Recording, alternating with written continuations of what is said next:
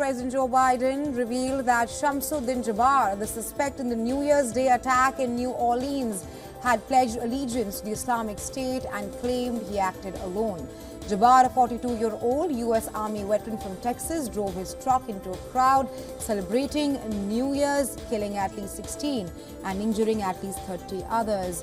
The attack occurred on Bourbon Street, where Jabbar crashed his truck into a crowd before exiting and firing at police.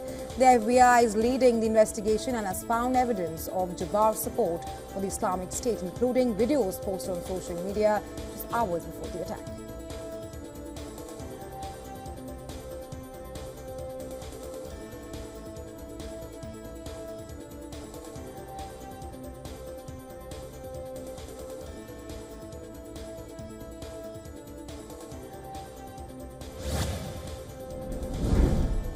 The man who rented the Cybertruck that exploded outside the Trump International Hotel in Las Vegas on New Year's Day has been identified as U.S. Army Master Sergeant Matthew Lilsberg, a special operations soldier who was on leave from his base in Germany.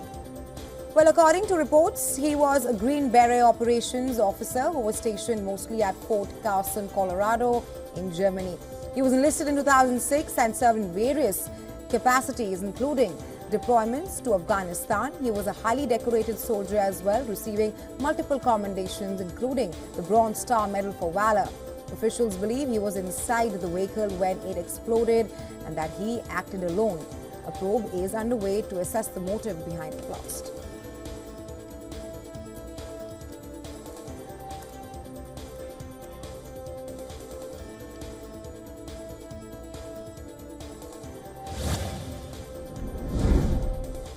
Israeli military intercepted a missile launched from Yemen early on Friday after it crossed into Israeli territory. The IDF said that they are assessing reports of shrapnel falling down in the Modi'in area of central Israel. Magen David Adom, Israel's emergency service provider, treated several people for injuries and panic attacks after air raid sirens sounded in central and southern Israel. Well, the incident marks the second time this week that Israel has intercepted a missile launched from Yemen.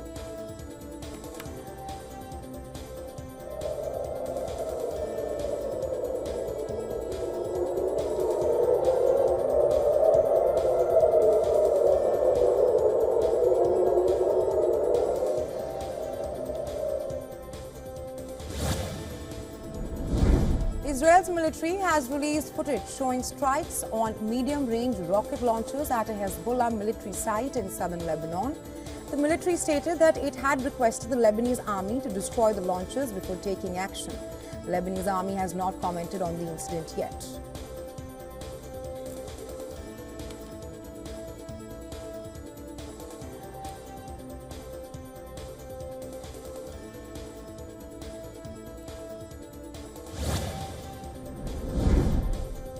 Well, at least 2 people have died and 18 others were injured when a small plane crashed through the rooftop of a commercial building in Southern California.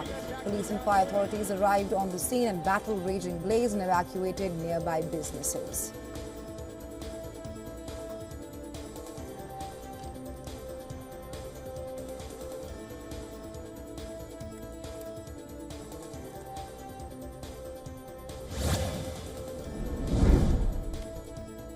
The Federal Appeals Court has dealt a major blow to the Biden administration by ruling that U.S. regulators overstepped their authority in reinstating net neutrality rules.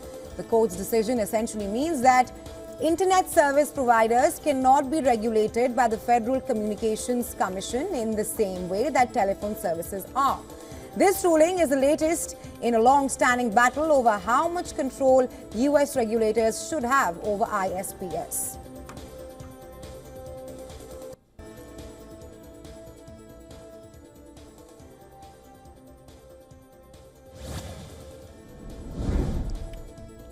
U.S. President Joe Biden awarded the Presidential Citizens Medal, the second highest civilian honor, to 20 individuals, including Liz Cheney and Benny Thompson, who led the congressional investigation into the Capitol riot.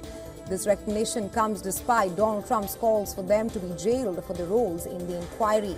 Cheney, a former Republican Congresswoman, and Thompson, a Democrat from Mississippi, led the House committee that probed the January 6th Capitol riot. They were recognized for putting the American people over party and their lifelong dedication to safeguarding the Constitution, respectively.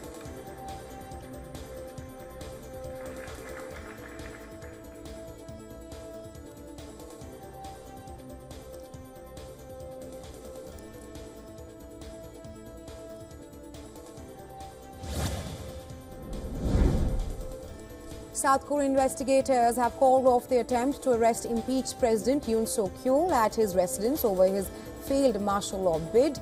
The investigators were reportedly met with resistance from presidential security forces. Yoon's legal team has denounced the attempted arrest, vowing to take further legal action. The impeached president has also pledged to resist authorities seeking to question him over his ill-fated declaration of martial law on December 3rd.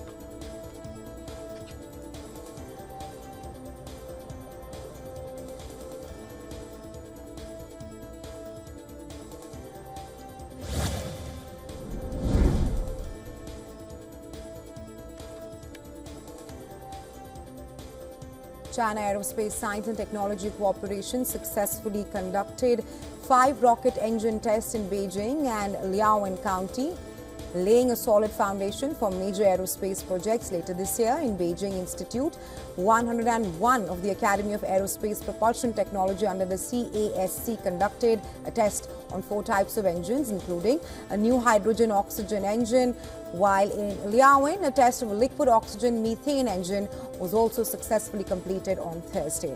Now, these successful tests mark a major milestone in China's aerospace growth, paving the way for future breakthroughs in space exploration and technology in the future.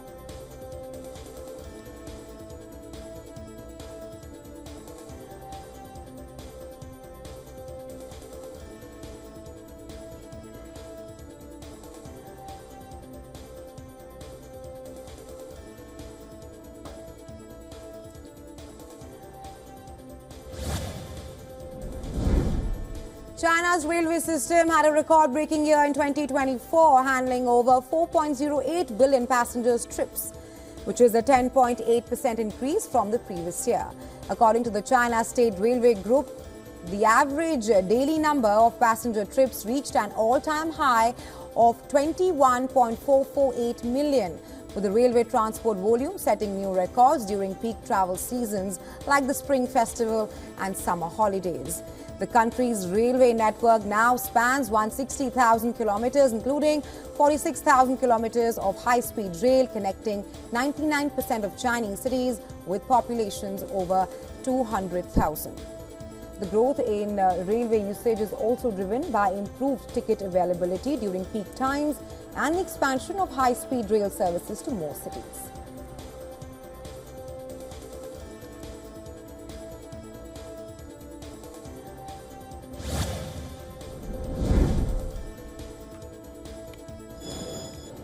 Panama's president has revealed that a total of 300,541 migrants crossed the Darien Gap into Panama in 2024, which is a 41% increase from the record number in 2023. The Darien Gap, a treacherous jungle border connecting Colombia and Panama, has seen a surge in migrant crossings in recent years.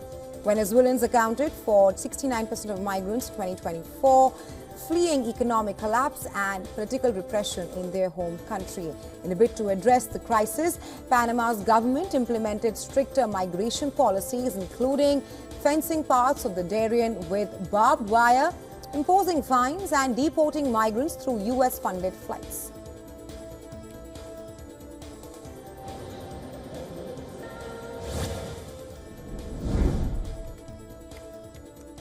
Venezuela's government has released the first images of Argentine soldier Nahuel Gallo, who has been detained since December 8th.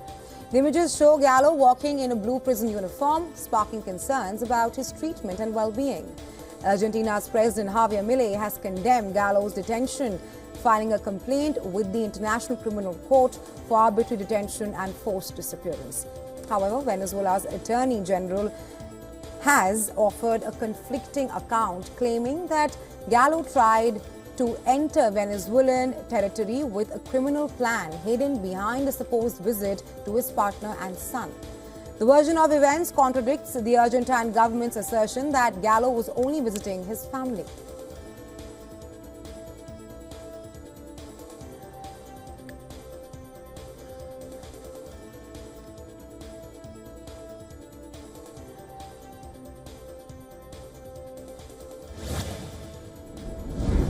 Well, dense fog has engulfed various parts of North India, severely impacting visibility and temperatures. Delhi Airport has reported major delays in arrival and departure flights due to the fog. Over 100 flights have been delayed. Passengers are advised to stay updated with the airlines for the latest flight information. The Indian Weather Department has predicted that the cold wave will persist in the capital for the next couple of days.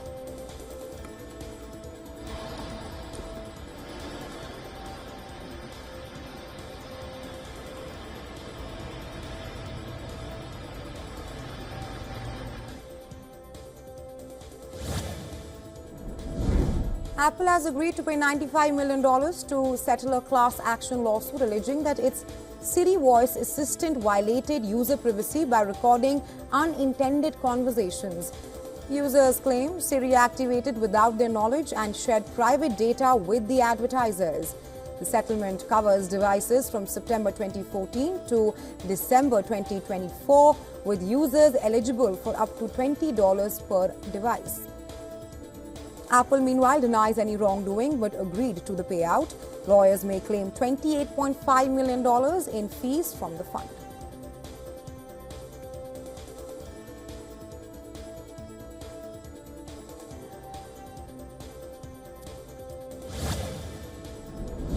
Well, quitting smoking just got smarter. Literally, researchers at the University of Bristol have made a smartwatch app that detects smoking gestures using motion sensors. When it spots a puff, the watch vibrates and displays supportive messages like quitting is good or a tally of daily cigarettes smoked. The app aims to step in right when people are most vulnerable to relapse. During a trial, participants found the app helpful. However, they have demanded for more motivating messages on the app.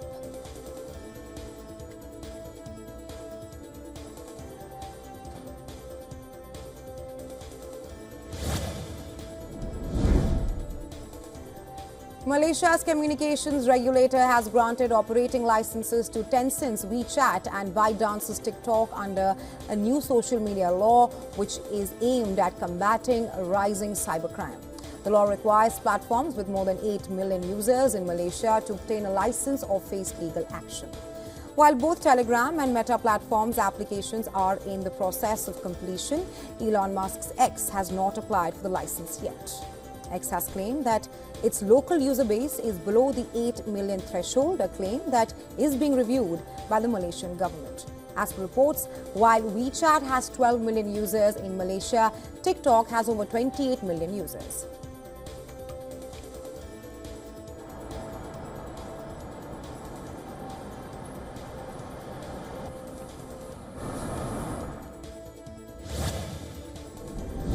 Tesla stock took a nosedive after dull earnings report. The electric car maker's December quarter deliveries, well, they rather fell short of expectations, and yearly sales fell for the first time in more than 10 years. Tesla's shares fell 6.1% on Thursday. The stock decline was the biggest 5-day decline for the stock in over 2 years. According to Morgan Stanley, the miss reflects a relative aged product and more competition. However, Elon Musk's car maker still edged out Chinese rival BYD, which delivered 1.76 million EVs last year.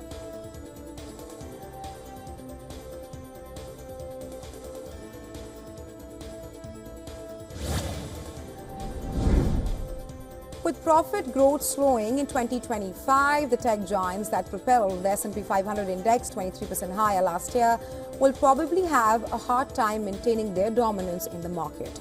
According to Lisa Shalit, Chief Investment Officer for Morgan Stanley's wealth management arm, slowing profits may surprise some of the diehards who are betting on these very high double-digit earnings numbers. Shalit added 2025, they might not be able to trade together and dominate the market. in contrast to last year's predicted 34% growth. The so-called Magnificent Seven, which are Alphabet, Amazon, Apple, Meta platforms, Microsoft, Nvidia and Tesla, are forecast to deliver a combined profit increase of 18% this year.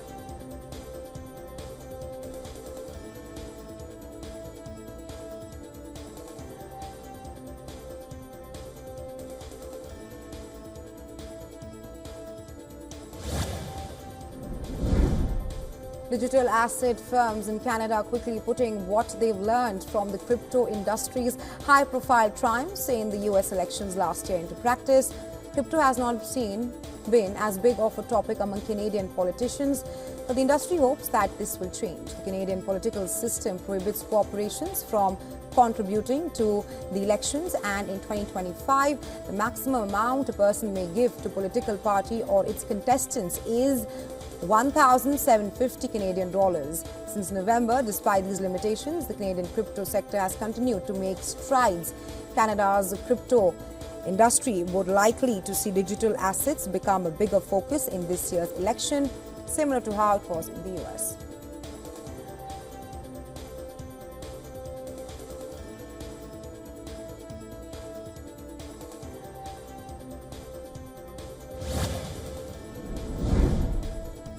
Those that sell exchange-traded funds, ETFs, are getting riskier and more inventive in their pursuit of investors in the crypto trend.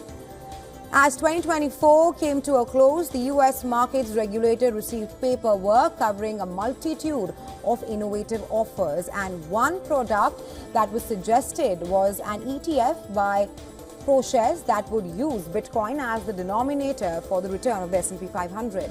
Strive Asset Management and React's shares proposed funds would allow investors to purchase Bitcoin through convertible bonds issued by various corporations, along with launching inverse and leverage Solana funds.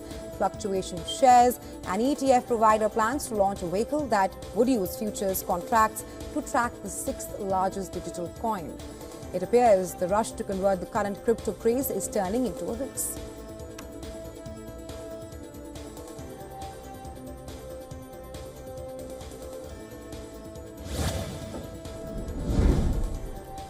A blockbuster year for initial public offerings in India catapulted 7 entrepreneurs into the dollar billionaires league, many of them early movers in the country's booming renewable energy sector.